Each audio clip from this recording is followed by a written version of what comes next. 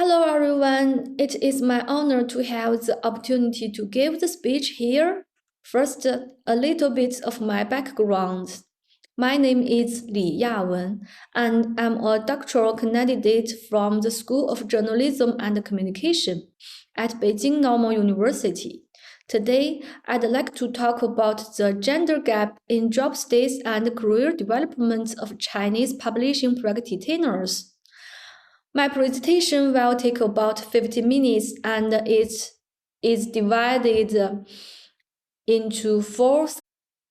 First of all, I'd like to give you an overview of our work. The first part is an introduction, including motivation and related work. And the second part is on the dates and methods. The third part is the results, which is the key content I will share today. In this section, I will present gender gaps in the publishing industry from five aspects. Finally, I will go on to talk about the conclusion and the decision. Okay, let's get down to it. First, introduction. Gender equality has become a hot topic. However, with a recent USA Today headline proclaiming sexism in the workplace is worse than your thoughts. The accepted term commonly used to describe this plating of females of the workplace is glass ceiling, which refers to the invisible barriers that females face as they are advanced through the ranks.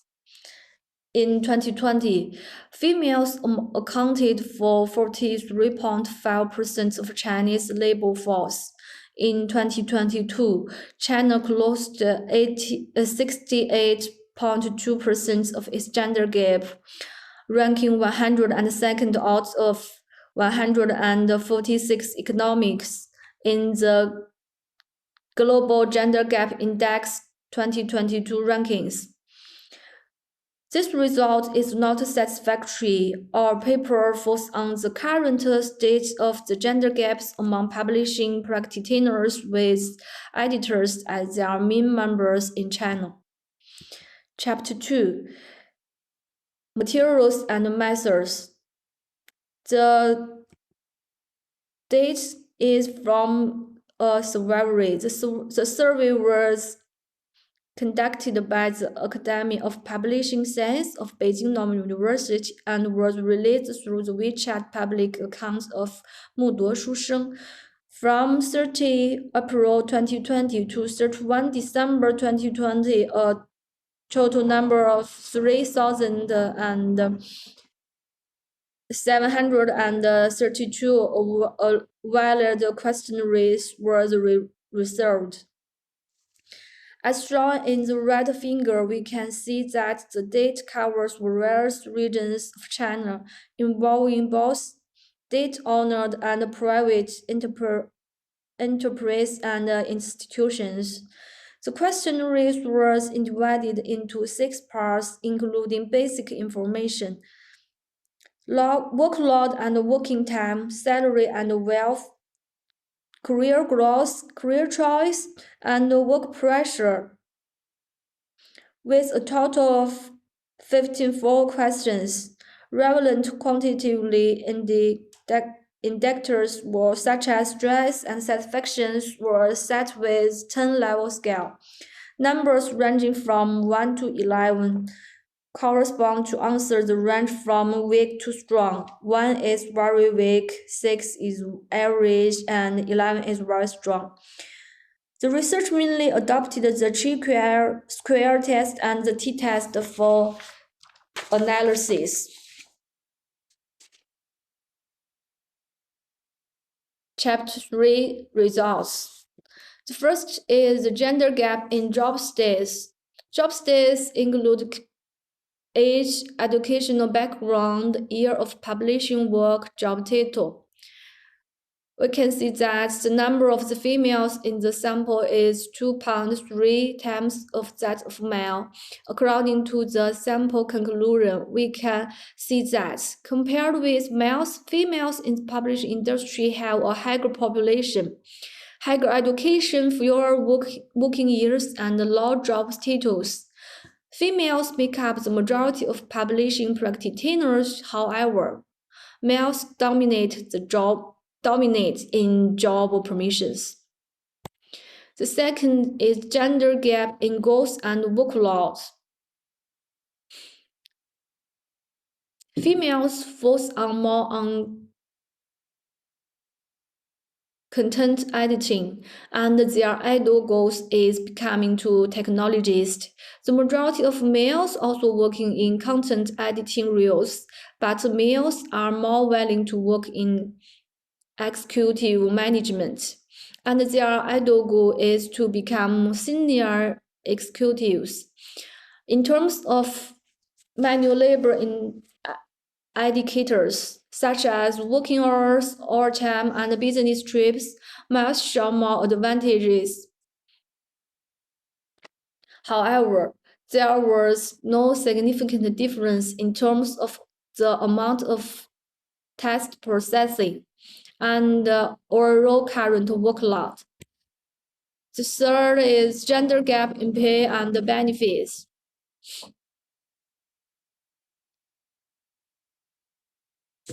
The average value of these 5 variables was females is lower than female. The average real income of female is lower than that of male, and the fewer females are paid more than the males. Meantime, the expected income value of females is also lower than that of males. Publishing practitioners feel underpaid compared to the local employees. Compared with their local counterparts, most publishing practitioners consider to be at a disadvantage and relatively non-competitive. The fourth is the gender gap in career emotions. Career emotions include career prospects, career plans, working attitude, work pressure, and job satisfaction. Judging from the t-test results of the gender gap in terms of career sentiment among the publishing practitioners. Although males and females share the same standards and values in career honor and frustration, males are more confident and competitive than females in the career plans and career prospects. Although females are at disadvantage compared to males in career development, males and females have the same work attitude and stress. It's an interesting result. And chapter 4 discussion. Even when better educated and younger than male, females are still at disadvantage when it comes to getting permission and pay rise. This also reduces the females' expectations for future career development, with females having an overall low career satisfaction than male. In short, in the current publishing industry, there is an obvious gender gap, and males still have an absolutely advantage. The analysis found that the advantage of females in publishing industry did not provide them with better pay, benefits, or career development opportunities than males. Gender equality is only manifested in workload, but in other aspects, it's just an empty slogan. The reason why there is also a strong glass ceiling effect on females' career development, we discussed there are 4 reasons. The first is the influence of slavery, and the second is the gender division, and the third is traditional concepts of China. in Chinese is 男主外女主内, which means men should focus on society and females should focus on family. If females' long-term development in the workplace is not smooth, they will gradually believe that 做得好不如嫁得好. Marrying well is better than doing well.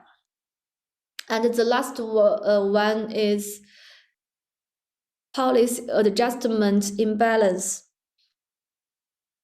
There are also some laws and regulations in China that ensure women's rights and interests, but instead increase obstacles to women's career development, such as gender difference policy of retirement age and maternity leave. That's all the contents I shared today. If you have any questions or suggestions, please feel free to contact me with email. Thank you for listening.